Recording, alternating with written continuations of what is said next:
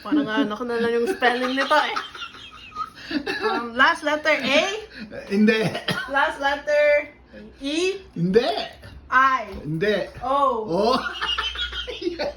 Cause I don't know what it is in Tagalog. I'm guessing.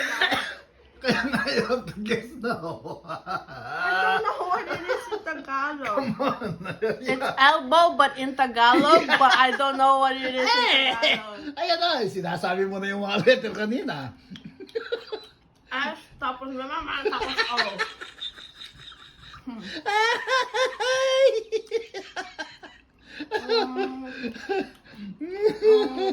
Ano? Bawal, ano, bawal? Oo.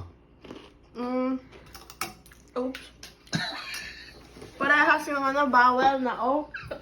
Hindi. First vowel A. Hindi. First vowel E. Hindi. First vowel I. Oo.